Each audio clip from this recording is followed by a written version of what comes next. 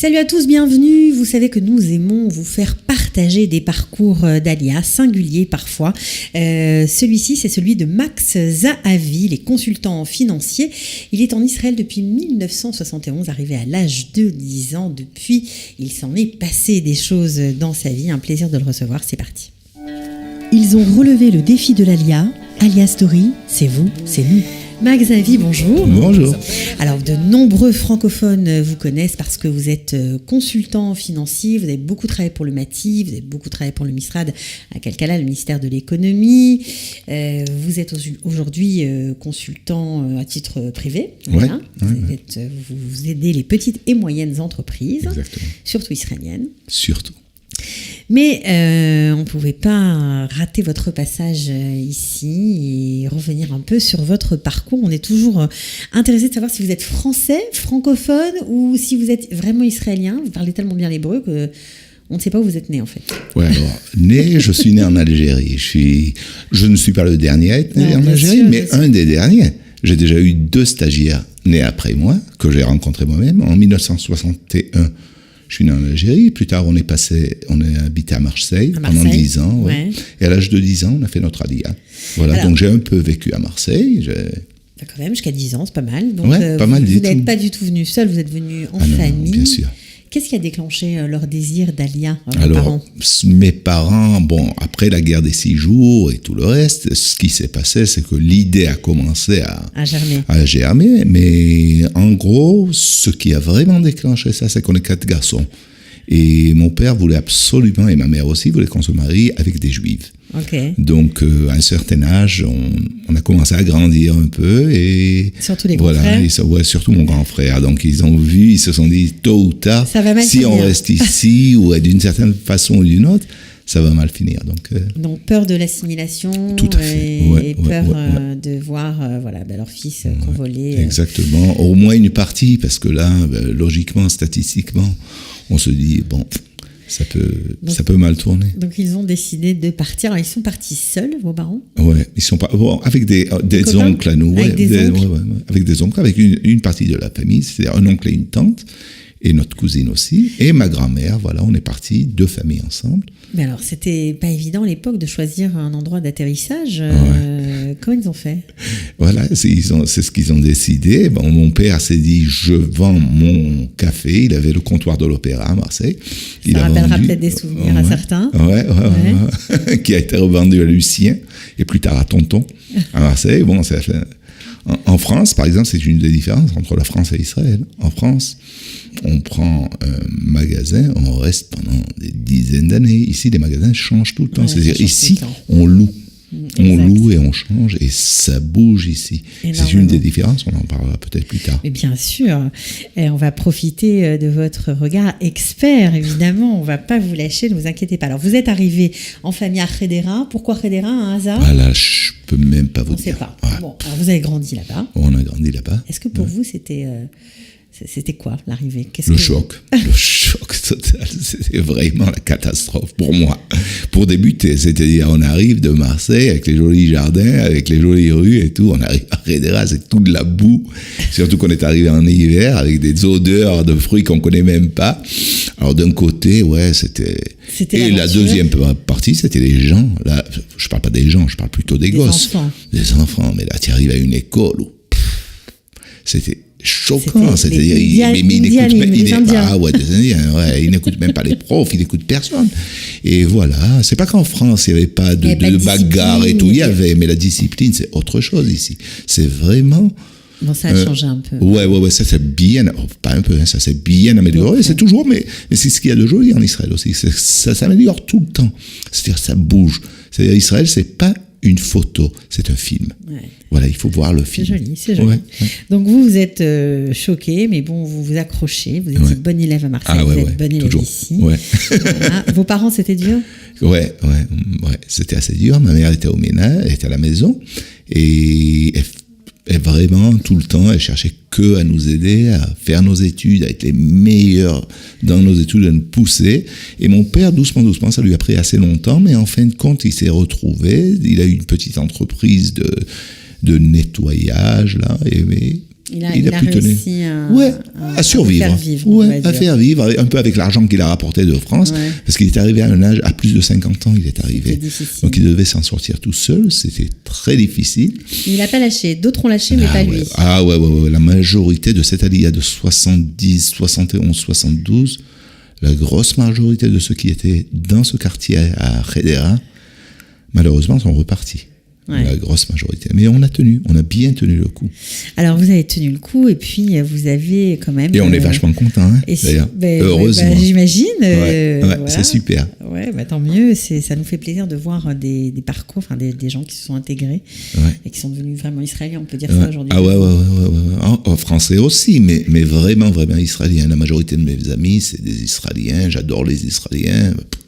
La mentalité même israélienne, je l'aime beaucoup, je dirais pas je l'adore, mais je l'aime beaucoup, il y a toujours des choses, manières et tout qui manquent toujours, mais ça s'améliore. Ça s'améliore. Alors vous avez aussi vécu à une époque où séfarades et ashkénazes, il y avait encore beaucoup de ségrégation. C'est vrai. Et vous en avez souffert, vous avez même failli ne pas aller au lycée. C'était à ne pas aller au lycée, non. Aller au lycée, mais un lycée professionnel. Pas un lycée général. Et où, quand ils essayaient de convaincre qu'un lycée professionnel, c'est mieux. Pourquoi ? Parce que tu auras un métier et en parallèle, tu auras le bac. Mais c'était juste aux petits séfarades qu'on conseillait ça ? En grosse majorité. Ouais. C'était... Et puis mon frère était dans un lycée général et ma mère a voulu absolument que je fasse le même. Elle n'a pas lâché. Elle a vraiment combattu. Et elle a réussi. D'ailleurs, je suis très fier. On lui dit merci. Qu'elle soit.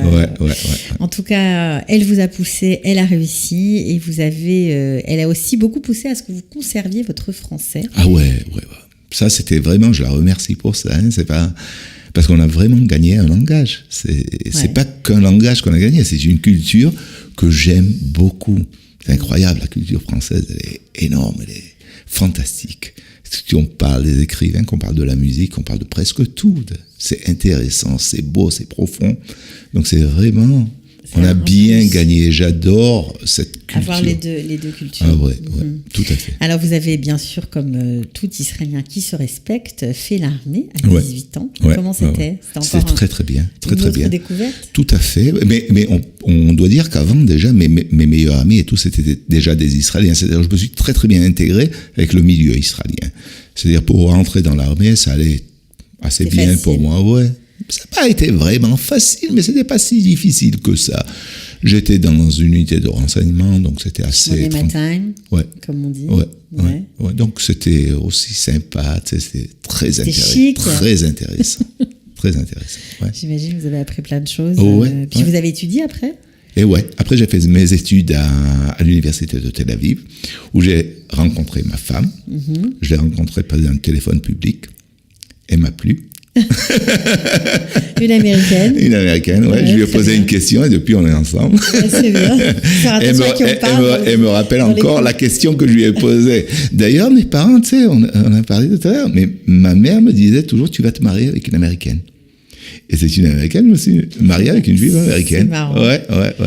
Alors à part draguer les filles au téléphone public, vous avez quand même étudié. J'ai fait économie, j'ai fait sociologie et anthropologie à l'université de Tel Aviv. Ça vous a aidé parce que vous êtes conseiller financier aujourd'hui. Je suis conseiller financier, mais tout ce domaine-là de sociologie et anthropologie, c'est dans deux domaines. Un, c'est mieux comprendre les cultures, les différentes cultures, l'intégration des cultures, comment changer un milieu, comment recevoir le différent, qui est très très important.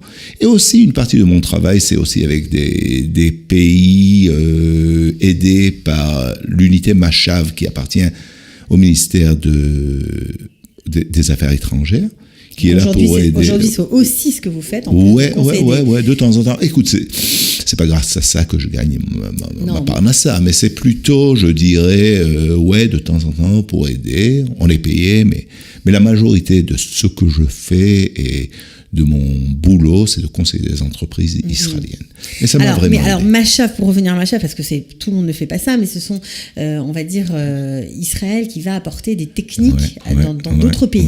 Que ce soit des techniques agricoles, des techniques différentes. Ils aident le monde dans plusieurs domaines, médical, et moi, c'est plutôt dans le domaine de la formation. Je fais des formations dans le domaine des entreprises. Alors vous allez partout, dans le monde entier?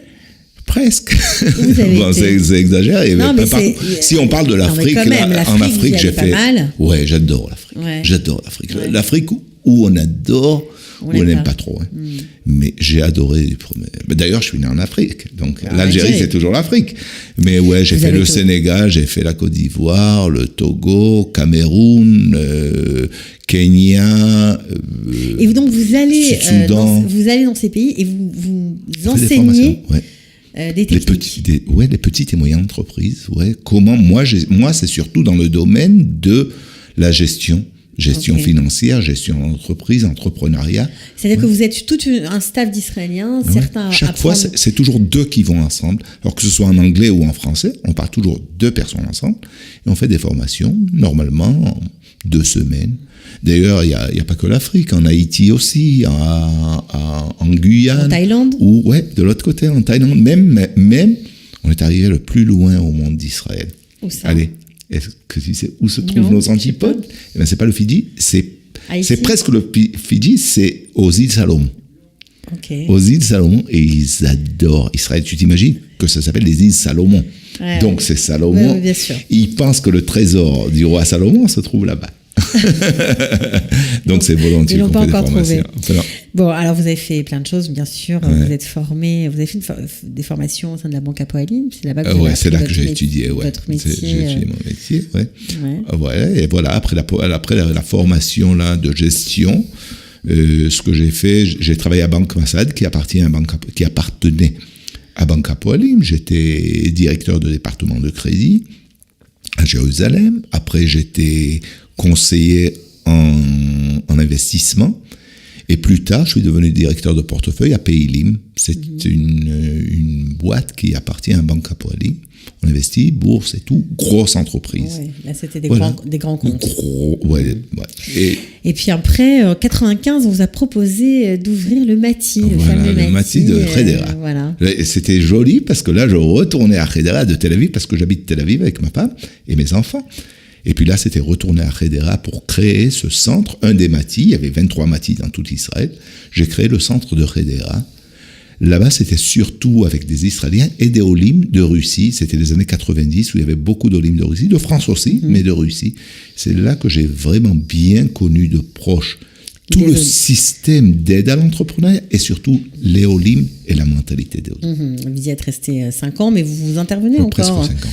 Vous intervenez encore pour les matines, dans des formations, etc., pour aider, bien sûr, les Olim Khadashim. Surtout les Français. Et les Français, évidemment, à mieux se débrouiller ici. Parce qu'ils en ont drôlement besoin. Ils en ont besoin. Justement, puisque vous êtes là, on est obligé de vous demander, je suis obligée de vous demander un petit conseil pour mieux s'intégrer, pour réussir dans les affaires.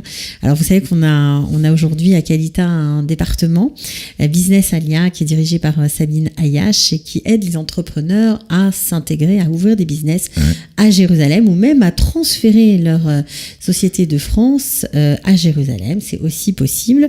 Mais vous travaillez un peu dans tout Israël, donc vous connaissez plein de francophones. Quelle est la plus grosse difficulté pour eux? Parce qu'après tout, ils ne sont pas plus bêtes que les autres. Non, non, pas du tout. Je dirais même, non, là, en moyenne, ils sont mieux. Ouais, mais c'est quoi? Voilà, mais quoi le défi? Mais l'astuce, c'est pas être intelligent. L'astuce, c'est pas avoir raison. L'astuce, c'est pas avoir de bons sentiments. L'astuce, c'est la méthode. Il y a des méthodes. Et ce qu'il faut, c'est recopier les bonnes méthodes pour s'adapter à Israël. Et en premier lieu, tu me poses la question, quel est le grave problème? Le grave problème, c'est la mentalité. Ils viennent avec une mentalité tout à fait décalée. C'est-à-dire? Ils sont trop graves. Ils sont trop sérieux. Ils prennent tout comme si tout le monde était contre eux quand on n'est pas d'accord avec eux. C'est grave. C'est pas comme ça que ça marche. Israël est un peu plus légère. Relax. Et un peu plus relax. Et parole n'est pas exactement parole. Et la semaine prochaine, c'est pas exactement.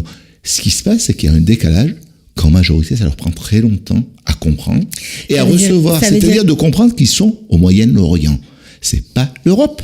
Et ce ne sera jamais l'Europe. Ça veut dire, on vous dit, on paye à 90 jours, c'est pas 90 jours. Non. C'est combien?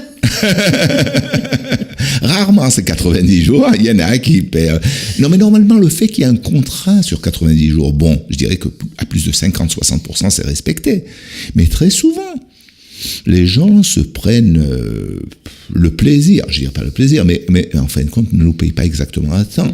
Surtout, si ce qui est venu, c'est en tant que supersionniste, et c'est trop sympa et tout, donc là, à quoi tu t'attends?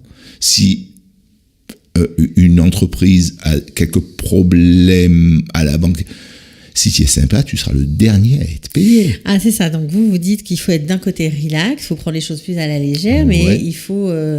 avoir des coudes. Il faut avoir des coudes pour se faire payer. Mais avant même de comprendre la mentalité, ici, c'est pas oui, non. Ici, c'est pas noir, blanc. C'est un gris. Et ce gris, il faut le comprendre. Il faut comprendre les nuances de gris. On danse. L'Israélien danse. Il y a une flexibilité. Il essaie de te voir, il essaie de te comprendre. Si on prend trop au sérieux, trop rigidement, on va souffrir, ça marche pas. Il faut être flexible. Mais en même temps, être dur pour se faire payer, parce que sinon, on peut ne jamais se faire payer. Exactement. D'accord, donc ça, on a compris les trucs. Alors maintenant, puisque vous parliez de ça, ça peut faire des décalages de trésorerie chez les entrepreneurs. Alors comment on fait pour s'en sortir? C'est dur, quand on n'a pas forcément d'argent de côté. Alors, pour mieux comprendre, il faut, comprendre que c'est une entreprise. C'est pas une maison, c'est une entreprise. Une entreprise, normalement, a des crédits. Une entreprise ne doit pas obligatoirement arriver à ne pas avoir des crédits clients et des crédits fournisseurs. On nage entre les deux. C'est tout à fait normal. C'est comme ça que ça se fait. Parce que si on veut ne recevoir aucun crédit fournisseur, on aura des besoins énormes en fonds de roulement. Le fait que j'ai des besoins en fonds de roulement n'est pas grave. C'est une entreprise. C'est tout à fait normal. Le fait que je m'accrédite à la banque et que je paye des intérêts. Mais je comprends ce que je fais, c'est tout à fait normal, c'est même bien. C'est comme ça qu'on va grandir, c'est comme ça qu'on va s'améliorer. Et ce fait-là, du moment où une personne se sent coupable qu'il est en minus à la banque, il n'a rien compris. Ce qu'il devait faire, c'est d'avance évaluer les besoins en fonds de roulement.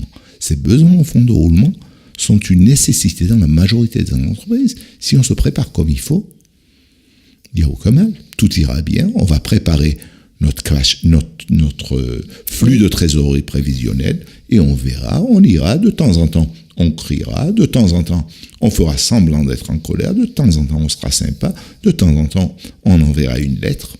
Et en majorité, on réussira. Ouais, ça marche. Ouais. Est-ce que c'est important en Israël de satisfaire son client à 100%? La réponse est dans 99... mais non, mais dans 99 des cas, ça sert à rien d'être perfectionniste en Israël. Ça ne sert à rien. Pour vous, répondre à 100% des besoins du client, c'est être perfectionniste. C'est pas la peine. C'est vraiment pas la peine. Si je nettoie cette place, elle est propre. Je ne vais pas me mettre à nettoyer en haut. Ça sert à rien puisque personne ne vérifie. Il y a une certaine flexibilité. Dans la mentalité. Dans la mentalité. Si tu te dis que je veux plaire à tout le monde tout le temps, mais tu t'arrêteras pas de travailler. Donc on s'en fout de plaire à tout le monde. C'est pas l'important. Non, fais attention. Je veux plaire à tout le monde, mais je fais faire du bon travail ou du très bon travail. Ça suffit. Je ne cherche pas à faire du perfectionnisme. Si tu me traduis une page, et tu me l'as renvoyée une fois, je l'ai corrigée, je te la renvoie encore une fois. Mais à la troisième fois, il y en a marre. Alors comment tu vas pas me payer. Justement, c'est un très bon exemple, Max. Si tu me payais comme une entreprise de médicaments 700 shekels la page, d'accord. Oui, perfectionnisme à 100%. Okay.